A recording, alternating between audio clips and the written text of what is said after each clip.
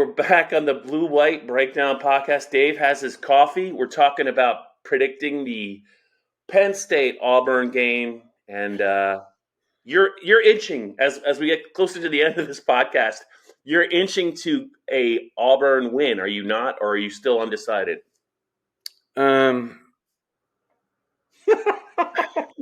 It's a really hard pick. Because we just don't know enough about the teams. And I think you would be concerned as a Penn State fan about Penn State's front. Can they hold up? Sure. And can the safeties be physical enough in support against the running game to keep Auburn from moving the sticks? If they can do that for the whole game, yeah. And also what happens if Auburn decides to, and I would do this. I wouldn't even play Finley. I would play Robbie Ashford, the dual threat, and run 9 linemen and 3 tight ends and just pound. And even if it doesn't work at first, I would keep pounding and keep pounding. But I don't know that Brian Harson is going to do that. So there's too many things we don't know. If he did that, I think it would work. Do you think that? It worked for Illinois last year. That's right. I mean, it's certainly out there on tape. So if they've been watching that, and they have some pretty good. I mean, I really like Chase Brown and was it McCrary, the other guy for Illinois? Yeah, They're good backs, but I think I would take Auburn's backs over those two. And I'm not sure this defense is as physical as that one. Right. Right. So I'm going to go with Auburn 19-17. All right. I picked it 24-23, and I just there's absolutely you put it the right way, Dave. If there's a double digit winner in this game, it's Penn State. It's probably not Auburn. They have more weapons. I think they're the more well-rounded team. I like their special teams as well, but they are on the road. It is going to be loud, and Auburn, what they do well, they can do really well, whether it's with their defensive front or with their running game. And I just think that I thought Penn State dodged a bullet at Purdue, and I think maybe I don't know that if they're in that situation again, they can pull it off. And their defense in that game played to Purdue's strengths. I mean, they were ready for what Purdue did best. I'm not sure they're ready for what Auburn does best at all. Dave, if you're Penn State now, because the fans, even though if you're Penn State, do you give Allar a series in this game no matter what, or do you just let the script play out?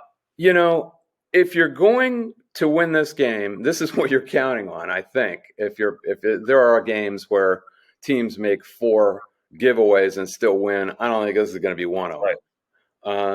And you're counting on Sean Clifford to make pretty much an error-free game. If he continues to be prudent and error-free, leave him in there. I don't think you want any kid in this game. It's going to be, I don't care how poised he is, and Drew Allar has looked poised and looked like he fits the part. He's presented a good facade so far, but this is going to be a different animal than Purdue was. This is SEC football, SEC venue, and these people take football seriously down there, and it will get seriously loud. I don't think you want a kid in that situation if you can help it. And I say you stay with your 6th-year senior as long as he performs.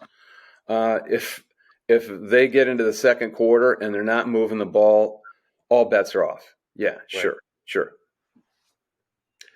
Yeah, and I don't want to get ahead of ourselves or get ahead of myself, Dave, but if they're not moving the ball in the second quarter and Drew comes in and he has his moments, and even if they lose closer, they pull it out. That's valuable. Yeah. Well, I was going to say that might be a wrap. Yeah, that's valuable to the team, and that's a wrap. Yeah, I would agree. Because given the two opponents after this game, Dave, Central Michigan and Northwestern, if it goes that way, they have the perfect runway to get him ready for the rest of the year. Yeah, and if he can handle this, he can handle anything in the Big Ten. You know, he can certainly handle at Michigan, which is kind of it's got this reputation like it's like other big stadiums. It's not. It's not a hard crowd. It's not a tough crowd. It's 100,000, the quietest 100,000 people you'll ever be around, and it's not a stadium that really holds the noise. So if Allar can handle this, if he gets in, he certainly can handle Michigan. It's not going to be about the venue, and either he performs or he doesn't. I agree with you. I think most Penn State fans would welcome it. I wonder if they would trade a loss in this game, a respectable close loss, and in order for that result. They would. That's They an would. interesting They question. absolutely would. I think they would. I think they actually would. Yeah. I mean, I still can't, Dave. We talked about it on our post-game video. That roar when he came into the game with 11:33 left in the third quarter, I knew there was going to be some applause, but that was pretty loud, man. That was really loud. Oh, well, it's a whole fan base that is always, all fan bases root for the new quarterback. They want to see the new quarterback, but Penn State's is notorious. They're as fickle as it gets because they haven't had that many great quarterbacks back through the decades. What are we talking about? Todd Blackledge and Michael Robinson and Trace McSorley and what else? Yeah, Terry Collins, and we're talking about decades and decades, and really not that many standout quarterbacks. So they're always looking for the next quarterback. It's kind of in their DNA. So there is that, and I get it. But Sean Clifford's been around for 6 years now, and 4 as a starter. So this is kind of what you get.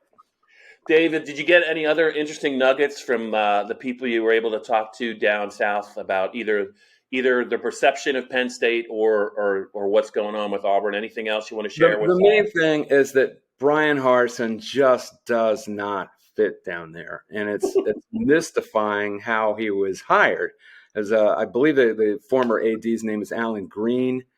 I think I've got that right. And he hired him basically it almost sounds like Sandy Barber giving James Franklin the $70 million contract. I mean, it's almost like that this guy hired Harson out of spite. Alan Green came from Buffalo, and by all accounts, a good guy, but he was struggling with that good old boy network down there. And from what I understand, there are donor networks who want to have their fingers in the pie all over the South. Texas comes to mind, Tennessee, but Auburn is at the top of that list. And it is a situation where if you go against their wishes, they're just going to make things as difficult as possible for you. And Brian Harson is he doesn't fit down there at all. He's a Mormon from out west, plays an offense. He's a Boise State guy who is trying to put together an offense that they don't particularly like. They want smash mouth football. That's what they're bred on.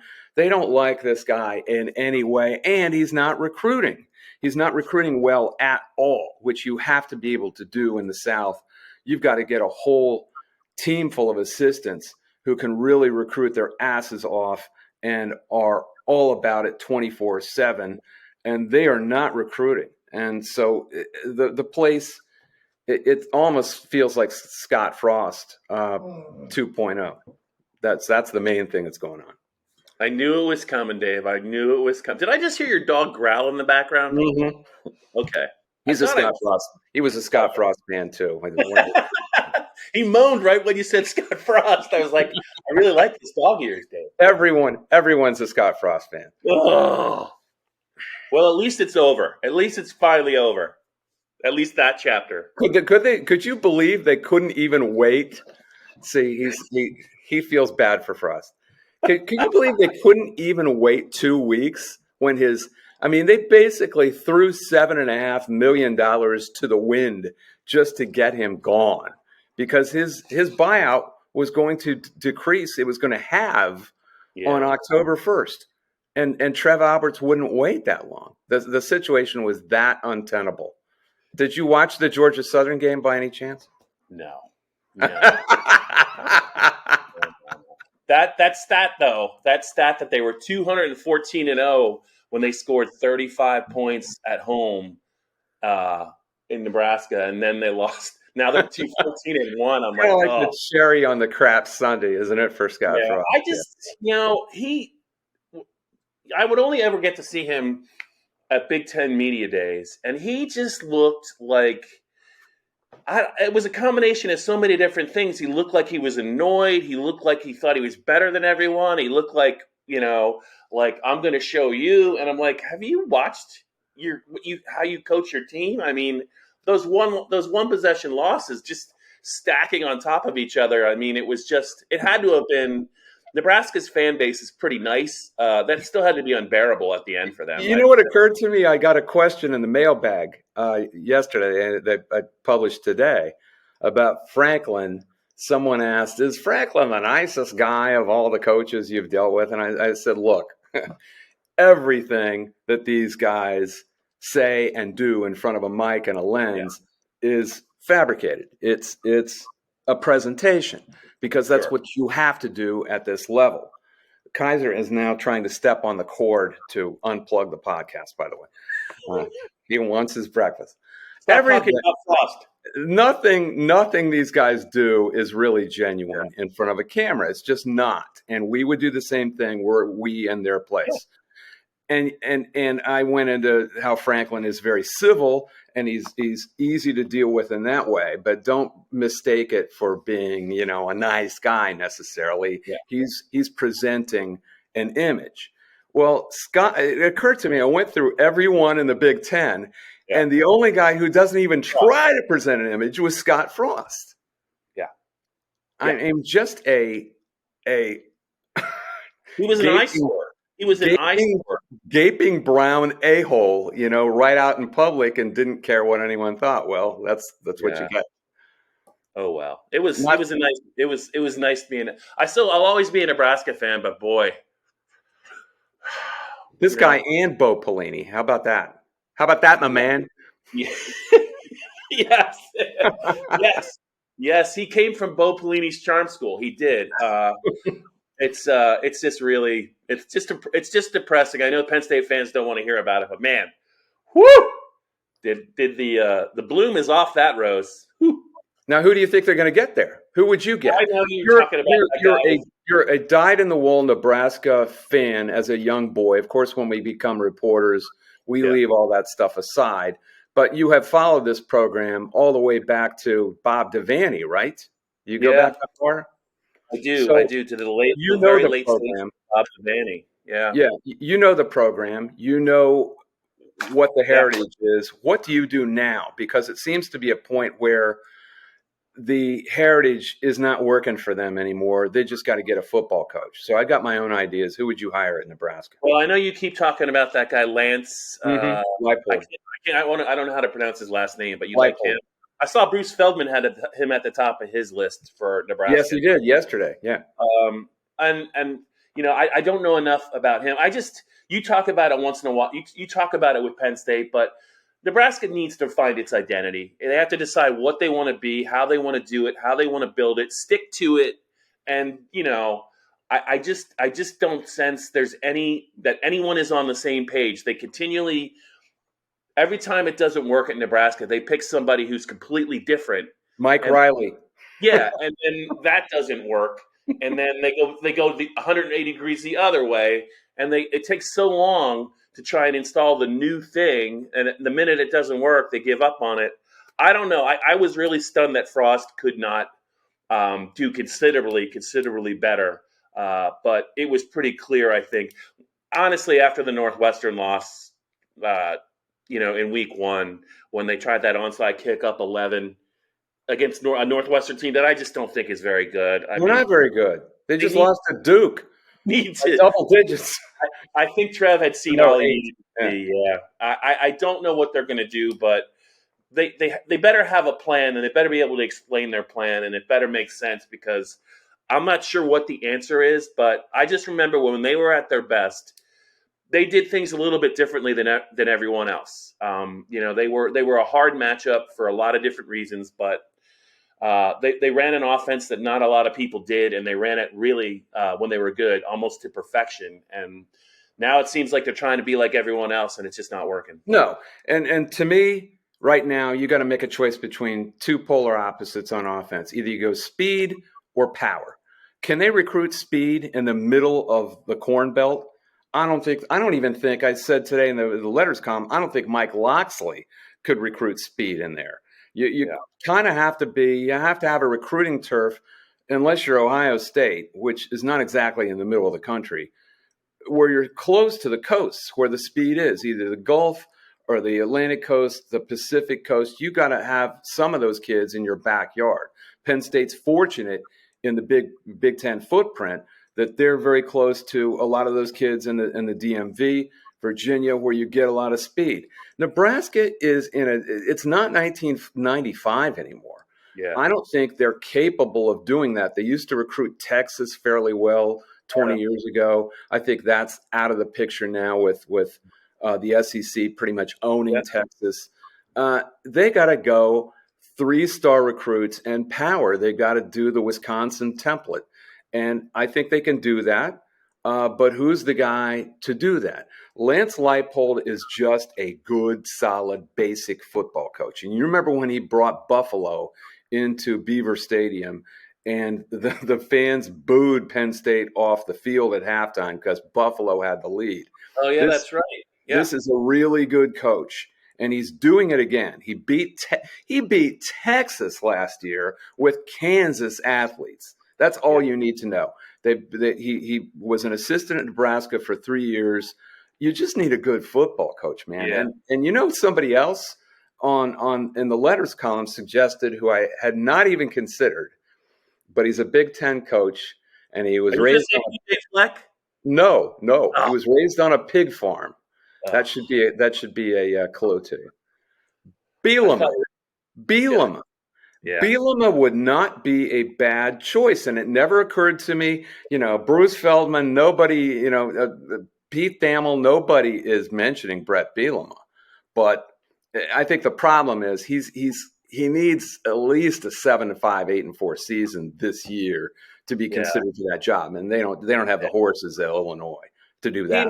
They'd have to hire multiple cardiologists to surround him to eat, because he's just going to eat too much beef if he's the Nebraska coach. He'd have to have somebody on call. He would.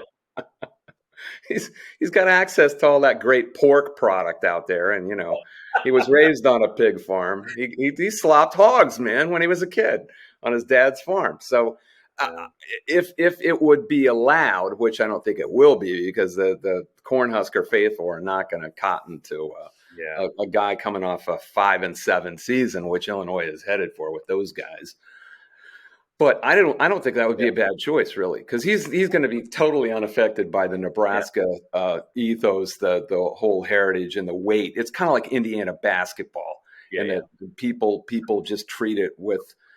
They're talking about things in the past. Although I talked to a couple of Nebraska people that I really trust this last week, and they said people there are so beyond the 90s, the 80s and 90s. All they want is a competitive team. Yeah. Lance, who plays hard, they would be delighted with 8-4. And Lance Leipold will give you that. It's kind of like a return to Frank Solich. That's who he is. But maybe that's the best they can do. Dave, real quick, Trev Alberts, he did not hire Scott Frost. He came on board after Frost was hired, right? Right. So this would be his first hire. Mm-hmm. Right? So I'm curious to see what Trev does. I really will, if he knows what he's doing. Well, the big question is, will Matt Campbell come down from Iowa State? Matt Campbell's been very choosy. He was high on the list, I believe, for USC. If they hadn't gotten Lincoln Riley, he would have been next, and he probably takes that job. But is Nebraska a better job than Iowa State now? I don't know. I guess it is, simply because it's in. Was that Iowa State, Iowa under the bet of the year last week? They won 10-7. How did I not capitalize on that? Well, Spencer Petras, man, and that quick strike Iowa offense. Let's not pile on Spencer All right, Petras. we won't. We won't.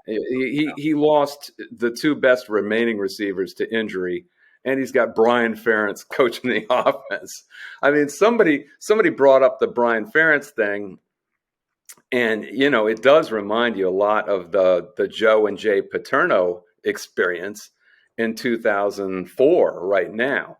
And I said the difference is that Jay and Galen Hall eventually fixed that thing, and they had a very prolific offense in 2005 and in 2008 with Daryl Clark. Very prolific. Fred HD. Yeah, and they kind of drifted back into irrelevance later around 2010 with Rob Bolden and all that. But at least Jay had his moments. Brian Ferentz has had no moments at all, and he's in his fifth year as the OC, and none look impending. Well, Dave, we began this podcast talking about an offense that was suspect in Auburn's, and we're ending it talking about Iowa's suspect offense. So I think we've kind of come full circle, and it's time to get out of here and get on a plane in a couple of days and go see what is it Jordan Hare is all about. Yeah, that's Jordan Hare. And you can't say Shug Jordan either. It's Shug Jordan. Bench taught me that. So make sure you say Shug Jordan when you go down there. All right. Are you officially picking Auburn or Penn State before you go? No, I got Auburn 19-17. That's where I'm going to go. All right. We're both picking Auburn, so that's probably good news for Penn State fans. We will be back next week if we survive our trip to Alabama.